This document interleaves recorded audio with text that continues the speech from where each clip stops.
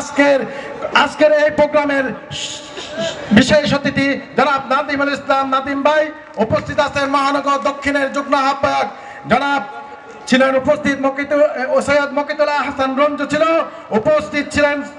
নুরে আলম সিদ্দিকী সোহাগ যুগ্ম আহ্বায়ক নবনির্বাচিত, যুগ্ম আহ্বায়ক রাফিজুল হাই রাফিজ, যুগ্ম আহ্বায়ক শাহজাহান চৌধুরী, সারা করিম লাখি, সদস্য হিসাবে মাসুম বিল্লাল যুগ্ম আহ্বায়ক হিসাবে উপস্থিত আছেন।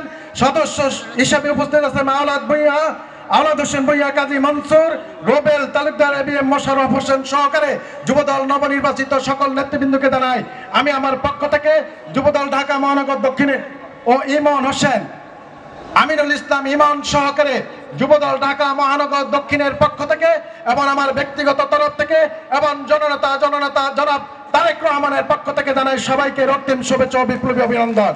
উপস্থিত ভুলে গেছি, উপস্থিত আছেন আমাদের কামরাঙ্গীরচর থানা যুবদলের আহ্বায়ক জনাব হুমায়ুন কবির এবং নবনির্বাচিত ঢাকা মহানগর দক্ষিণের সদস্য হুমায়ুন কবির ভাইকে শুভেচ্ছা জানাই।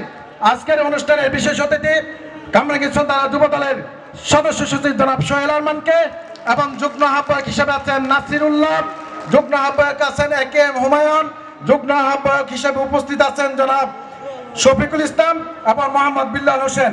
সবাইকে জানাই উপস্থিত আছেন মূল দলের নেতৃবৃন্দ, মহিলা দলের নেতৃবৃন্দ সহকারে এই 56 নং ওয়ার্ড যুবদলের সকল কর্মী সমর্থক বিন্দুকে জানাই সবাইকে জানাই শুভেচ্ছা ও অভিনন্দন।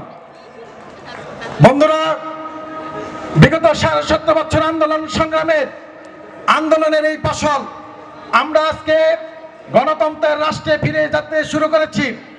সেই ধারাবাহিকতায় ৭.৫ বছর আমরা যা করতে পারি নাই, যেখানে বাংলাদেশের মানবাধিকার ক্ষুণ্ণ হয়েছে, বাংলাদেশের প্রত্যেকটি গণতন্ত্র সেক্টর গণতন্ত্র রাষ্ট্রের গণতন্ত্রের জন্য বাংলাদেশের যে মানুষের বাক স্বাধীনতা ছিল সেই বাক স্বাধীনতা বিপন্ন হয়েছে।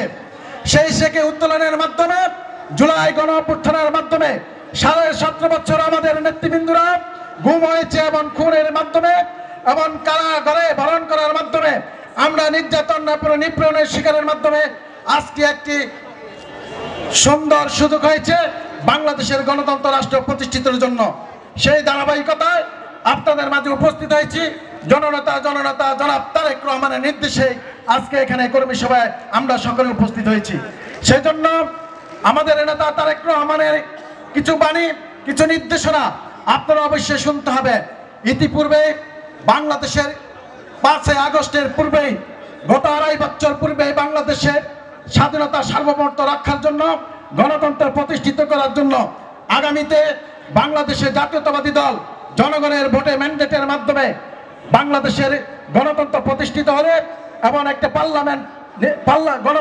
জনপ্রতিনিধি সৃষ্টির মাধ্যমে একটি পার্লামেন্ট সৃষ্টি হলে বাংলাদেশের জাতীয়তাবাদী দল জনগণের জন্য, বাংলাদেশের গণতন্ত্রের জন্য, বাংলাদেশের স্বাধীনতা সার্বভৌমত্বের জন্য কি করবে, সেই জন্য আমাদের নেতা জননেতা জনাব তারেক রহমান আমাদের মাঝে 31 রাষ্ট্র কাঠামো মেরামতের জন্য যে 31 দফা দিয়েছে, সেই 31 দফা আপনারা 31 দফা এখানেও টেস্টের মাধ্যমে দেওয়া আছে। আমি বলবো এই 31 দফা আমাদেরকে জানতে হবে, এই 31 দফা আমাদেরকে শিখতে হবে, এই 31 দফা আমরা জানা এবং শিখার মাধ্যমে বাংলাদেশের সকল জনগণের কাছে পৌঁছে দিতে হবে। তাহলে আমাদের নেতা তারেক রহমানের লক্ষ্য বাস্তবায়ন হবে, তারেক রহমানের নির্দেশ পালন হবে। তারেক রহমান আমাদেরকে আমাদের জনগণের কাছে, আমাদের নেতৃবৃন্দদের কাছে, আমাদের নেতাকর্মীদের কাছে একটি আশ্বাস, একটাই লক্ষ্য, সকল নেতাকর্মী এই 31 দফা জানা শোনার মাধ্যমে এবং তার নির্দেশ পালন করার মাধ্যমে, তারেক রহমানের নির্দেশ পালন করার মাধ্যমে সকল জনগণের কাছে পৌঁছে দিতে হবে।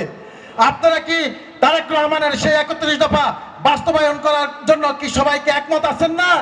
সবাই হাত তুলে বলতে হবে একমত আছেন না? তাহলে আমরা আজকের এই কর্মসভা থেকে আমাদের প্রতিজ্ঞা হোক, বাংলাদেশের জাতীয়তাবাদী দলের ভারপ্রাপ্ত চেয়ারম্যান যে 31 দফা দিচ্ছে সেই 31 দফা আমরা শিখব এবং জানব এবং জনগণের কাছে পৌঁছে দিতে হবে। আপনারা কি এই সাথে একমত আছেন? সর্বশেষ বলতে চাই, জুলাই আগস্টের গণ অভ্যুত্থান সবাই কিন্তু ছাত্র জনতা, ছাত্ররা এরা ম্যান্ডেট নিতে চায়। ওইখানে একটা পোস্টার টাঙ্গানো আছে শহীদ আলী হোসেন, সাবেক যুগ্ম আহ্বায়ক ছিল যুব দলের। এইভাবে আমাদের প্রায় হাজার নেতাকর্মী, যাদের পরিচয় নাই, শুধু আমাদের দলীয় নেতাকর্মীর পরিচয়ের মধ্যে হয়েছে 422 জন নেতাকর্মী খুন হয়েছে। এমনি ভাবে হাজার হাজার নেতাকর্মী বাংলাদেশে জাতীয়তাবাদী দলের এই জুলাই আগস্টে ত্যাগ স্বীকার করেছে। সেই ত্যাগ স্বীকার মাধ্যমে 5 আগস্ট সৃষ্টি হয়েছে। আমরা বলতে চাই, বর্তমান তত্ত্বাবধায়ক অথবা বর্তমান উপদেষ্টাদেরকে বলতে চাই, বাংলাদেশের জনগণ বিগত 17.5 বছর একটা সুষ্ঠু নির্বাচনের জন্য, বাংলাদেশের জনগণের ভোটের জন্য বাংলাদেশ কিন্তু ত্যাগ স্বীকার করেছে।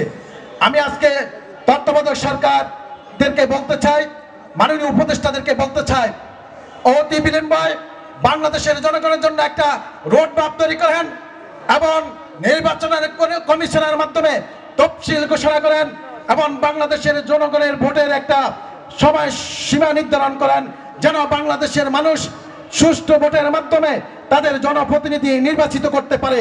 সেই জনপ্রতিনিধি নির্বাচনের মাধ্যমে পার্লামেন্টে গিয়ে আপনাদের এই সংস্কারের দাবি অবশ্যই বাস্তবায়ন করবে।